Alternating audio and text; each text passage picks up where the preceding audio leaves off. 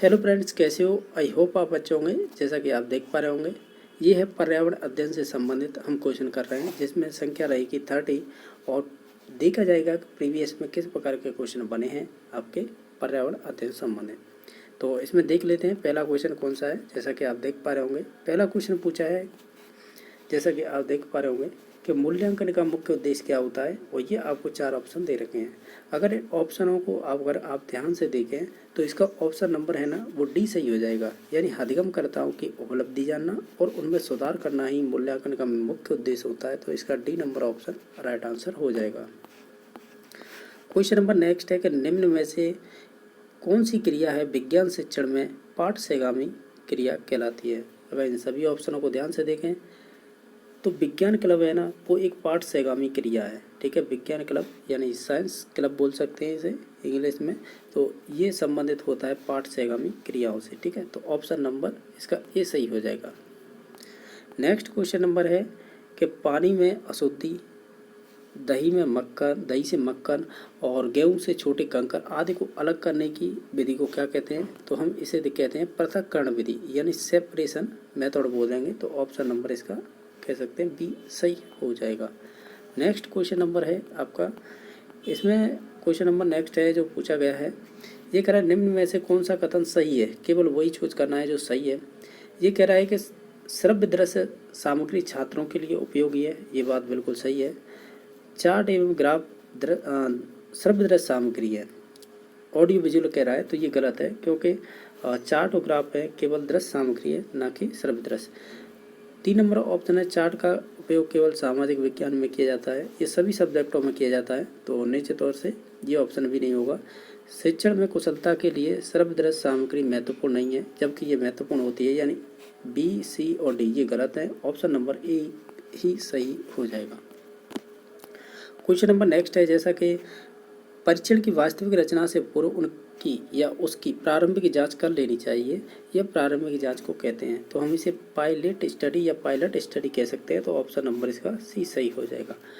Next question number है, इसमें से बताना है कि निम्नलिखित में से कौन सा राज्य या देश राजस्थान के जैसलमेर, बीकानेर, श्रीगंगानगर जिलों में लगा हुआ है। ये देश की बात कर रहा है, तो हम बात करेंगे देश है वो है पाकिस्तान, जिसमें आपके जैसलमेर हो गया, बीकानेर हो गया, श्रीगंगानगर हो गया और आपका बाड़मेर। इन 4 जिलों की सीमा है राजस्थान की, जो पाकिस्तान से लगती है। ठीक है, जिसमें सर्वाधिक लगती है आपकी जैसलमेर की।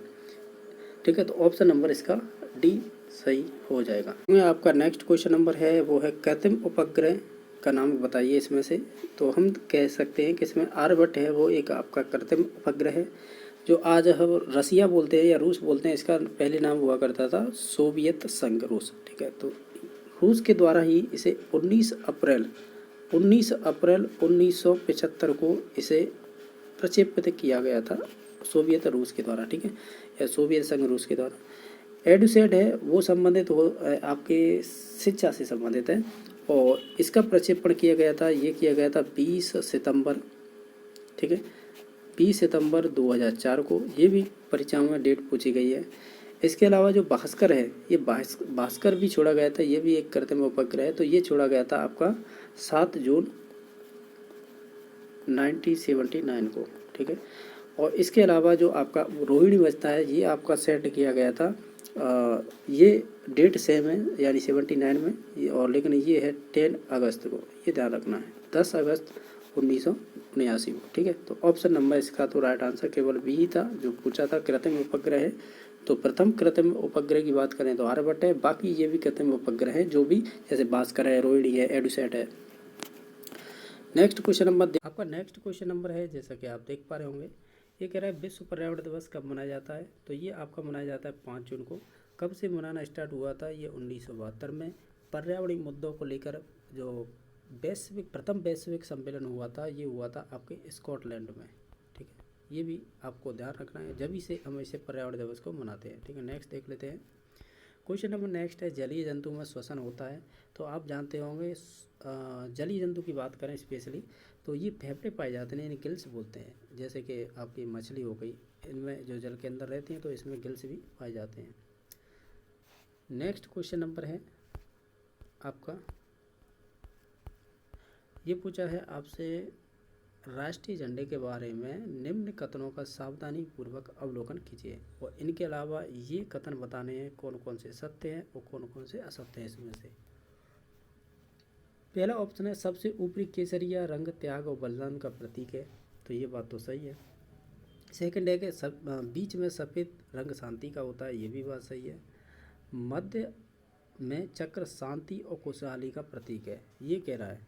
और लास्ट ऑप्शन है कि नीचे हरा रंग शांति और खुशहाली का प्रतीक चिन्ह है। इन दोनों में से कोई ना कोई गलत होगा क्योंकि दोनों ही कथन हैं वो एक जैसे हैं। तो हम कहेंगे झंडे में जो बना चक्र प्रगति का सूचक होता है, यानी जो मध्य में जो चक्र बना होता है वो प्रगति और आपके मतलब ये कह सकते हैं कि प्रगति का सूचक होता है जो मध्य में बना होता है। और तो फिर इसमें ये कह रहा है मध्य में खुशहाली का होता है, तो ये गलत हो जाएगा। ठीक है, तो ये ऑप्शन गलत है। बाकी नीचे हरा रंग खुशहाली का होता है, ये भी सही है।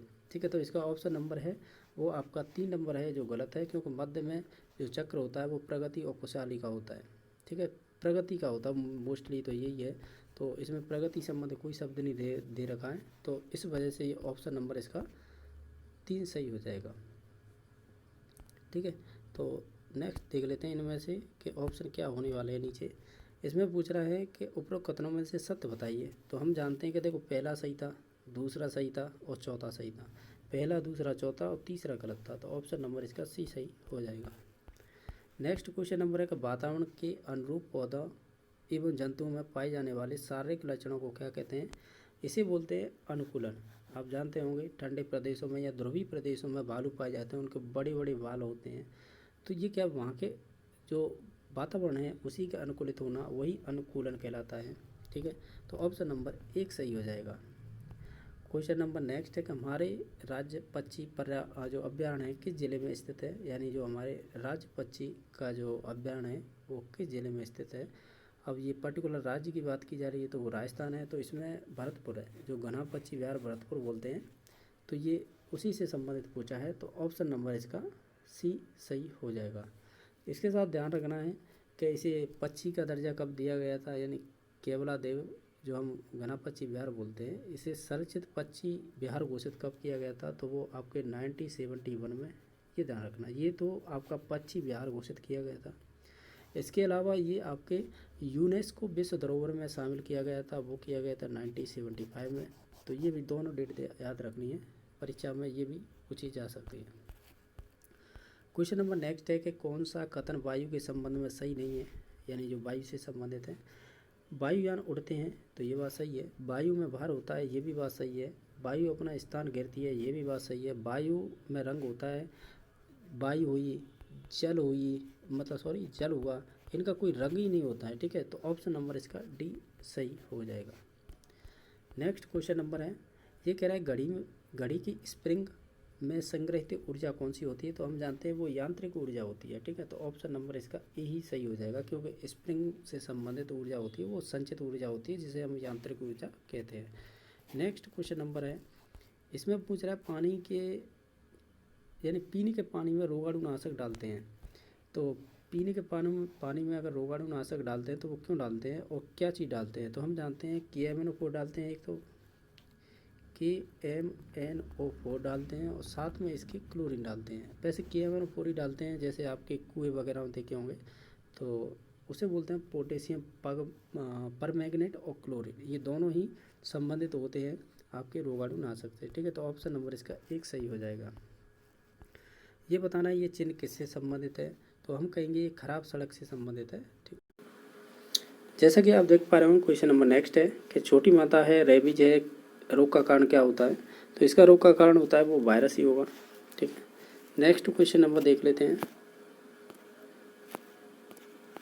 नेक्स्ट क्वेश्चन नंबर है, ये कह रहा है हम भोजन करते हैं एवं पाचन होता है, इस पचित भोजन के उपयोगी पदार्थों का एब्जॉर्ब यानी अवशोषण कहाँ पे होता है?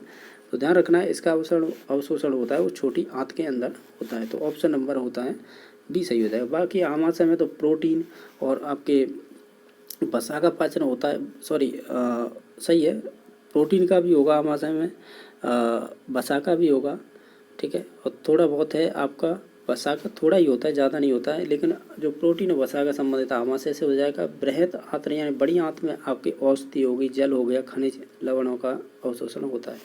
बाकी लीवर तो आपको मालूम है, ये जैव रासायनिक प्रयोगशाला कहलाती है लीवर है जो शरीर की, ठीक है। तो ऑप्शन नंबर इसका तो बी सही हो जाएगा। नेक्स्ट क्वेश्चन नंबर है, क्वेश्चन नंबर नेक्स्ट है, पौधे प्रकाश संश्लेषण द्वारा भोजन बनाते हैं। प्रकाश संश्लेषण की क्रिया में निम्न आवश्यक तत्व कौन कौन से हैं? तो इसमें से अब चूज करना है कि कौन कौन से होंगे। तो हम जानते हैं प्रकाश संश्लेषण की जब अभिक्रिया की बात करते हैं किस प्रकार होती है, तो इसमें से देख लीजिए CO2 प्लस आपके 12 अणु जल के होते हैं, ठीक है। ये किसकी उपस्थिति में होती है? तो ये होती है आपकी प्रकाश, साथ ही साथ इसके होता है क्लोरोफिल को, यानी मैं CS से डिनोट कर रहा हूँ क्लोरोफिल, ठीक है। तो ये क्लोरोफिल भी लिख दिया। इनके अलावा ये प्रोडक्ट बनता है वो C6H12O6, इसे बोलते हैं ग्लूकोज। इसके अलावा इसमें 6 अणु आपके जल के बनते हैं, और इसके अलावा आपकी इसमें 6 अणु ऑक्सीजन के भी आपके निकलते हैं, ठीक है। तो इस प्रकार ये निकलते हैं। लास्ट में मैंने लिखा है 6 तो अणु जल के निकलते हैं, बनते हैं, साथ ही साथ आपके 6 अणु यानी 12 अणु कह सकते हैं जल के भी निकलते हैं। इस प्रकार ये रिएक्शन होती है। तो इस रिएक्शन में आप देख लीजिए कि अब कह रहा है ये कि प्रकाश संश्लेषण में निम्न में से आवश्यक है। देखो इसमें आपके CO2 भी आवश्यक है, आपका जल भी आवश्यक है, प्रकाश भी आवश्यक है, और क्लोरोफिल, ये देख लीजिए। जैसा कि आप है जैसे कि कार्बन डाइऑक्साइड, इसमें शर्करा दे रखी, तो शर्करा की हमें ज़रूरत नहीं होती है, जल की होती है हमें, और क्योंकि इसमें जल दे रखा है। इसके अलावा सूर्य का प्रकाश दे रखा है, और इसके अलावा ये पर्णहरते यानी क्लोरोफिल। तो ऑप्शन नंबर इसका सी सही हो जाएगा। इन सभी चीज़ों को हटा दें तो आप एक बार ऑप्शन नंबर 3 को देख लीजिए, यही हमें ज़रूरत थी, और यही आपकी रिएक्शन में थे। सभी जो भी तत्व दे रखे हैं यहाँ पे, जैसे कि इसमें CO2 दे रखा है, जल दे रखा है, और सूर्य का प्रकाश और प्रणत, तो ऑप्शन नंबर इसका सी सही हो जाएगा।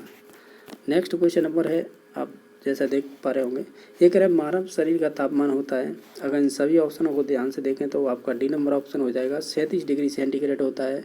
जबकि फ़ारेनहाइट की बात करेंगे तो ये हो जाएगा 96.8 फ़ारेनहाइट, ठीक है। और इसके अलावा अगर केल्विन की बात करें तो केल्विन में होता है 310 केल्विन, ठीक है। तो इस प्रकार ये 3 टेम्परेचर होते हैं अलग अलग तापों पर। अलग अलग तापों के ताप तो एक ही रहता है, लेकिन ये क्या है कि जैसे केल्विन में क्या होता है, फ़ारेनहाइट में क्या होता है, सेल्सियस में क्या होता है, तो अलग अलग ये आपके डाटा आते हैं, ठीक है। नेक्स्ट क्वेश्चन नंबर देख लेते हैं।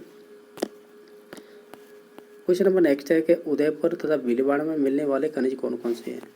तो ये बताना है कि उदयपुर और भीलवाड़ा में, तो उदयपुर भीलवाड़ा में मिलते हैं जैसे जस्ता है यानी जो जिंक है, सीसा है, पीबी है, चांदी है, एजी है, तांबा है।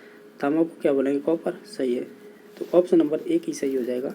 तो इसका राइट आंसर 1 नंबर हो जाएगा। क्वेश्चन नंबर नेक्स्ट है, इसमें पूछा है राजस्थान के किस जिले में पेट्रोलियम निकाला जाता है। तो निश्चित तौर से ये बाड़मेर में निकाला जाएगा, जो पश्चिमी राजस्थान के कह सकते हैं पश्चिम और दक्षिण की ओर स्थित है। तो इसी से निकाला जाता है सर्वाधिक पेट्रोलियम, ठीक है। नेक्स्ट क्वेश्चन देख लेते हैं। चंद्र ग्रहण का यहाँ पे कब होगा ये बताना है। तो चंद्र ग्रहण होगा वो होगा जब इन सभी ऑप्शनों को ध्यान से देखें ना, तो हम कहेंगे सूर्य तथा चंद्रमा, यानी ये कोई सूर्य है यानी सन कर दिया, सूर्य और आपके ये आपका मून है यानी चंद्रमा है, इसके मध्य में अगर पृथ्वी यहाँ पे आ जाती है यानी अर्थ, अगर अर्थ आ जाती है, इसकी जो परछाई पड़ती है ना यहाँ पे, इसे बोलते हैं आप है चंद्र ग्रहण, ठीक है। और इसके अलावा अगर यहाँ पे मून आ जाए यहाँ पे और यहाँ पे आ जाए पृथ्वी, तो ये मून है उसकी बात करें तो ये मून है यहाँ, इधर से इधर है ना, ये काला काला दिखाई देता है पृथ्वी से देखने पर, तब इसे कहते हैं हम सूर्य ग्रहण। इस प्रकार ये प्रोसेस होती है। तो इसका ऑप्शन नंबर 1 सही हो जाएगा। नेक्स्ट क्वेश्चन देख लेते हैं। सूर्य नगरी के नाम से किसे जाना जाता है। तो वो निश्चित तौर से इसका डी नंबर ऑप्शन हो जाएगा, यानी जोधपुर को जाना जाता है। जोधपुर की स्थापना है वो 1459 में की गई थी राव जोधा के द्वारा। तो ऑप्शन नंबर इसका डी सही हो जाएगा। नेक्स्ट क्वेश्चन नंबर देख लेते हैं। क्वेश्चन नंबर नेक्स्ट है, इसमें कह रहा है इसमें से सही कथन कौन सा है ये बताना है। हम कहेंगे इसमें से कि दहेज है और बाल श्रम ये सामाजिक की बुराइयां होती हैं, तो ये कहना सही रहेगा, तो ऑप्शन नंबर इसका सी सही हो जाएगा। नेक्स्ट क्वेश्चन नंबर है कि हमारे शरीर हड्डियों का ढांचा मात्र रह जाता है, इसका कारण क्या होता है। तो हम कहेंगे अधिक दिनों तक अगर हम शराब का सेवन करते हैं तो इस प्रकार के ये लक्षण दिखाई दे जाते हैं, तो ऑप्शन नंबर इसका बी सही हो जाएगा। क्वेश्चन नंबर नेक्स्ट है कि कौन सी सामग्री घर बनाने के काम नहीं आती है, यानी आप जो घर बनाते हैं उसमें निश्चित तौर से जो चीज़ें आपको मालूम होगी इसमें से छांट लीजिए। जैसे सीमेंट का उपयोग करते हैं, लोहे का भी करते हैं, पत्थर का करते हैं, लेकिन स्कूटर का उपयोग नहीं करते हैं। तो ये सामान्य क्वेश्चन था, तो ऑप्शन नंबर इसका डी सही हो जाएगा। क्वेश्चन नंबर नेक्स्ट है, ये कह रहा है कि ऊन प्राप्त होती है, यानी आपको इनमें से चूज करना है ऊन किन किन से प्राप्त होती है। अगर इन सभी ऑप्शनों को ध्यान से देखें तो हम कह सकते हैं ऊन है जैसे कि भेड़ से प्राप्त हो सकती है, ऊँट से भी हो सकती है, याक से यानी याक के बालों से, तो ऑप्शन नंबर इसका ए ही सही हो जाएगा। नेक्स्ट क्वेश्चन नंबर देख लेते हैं।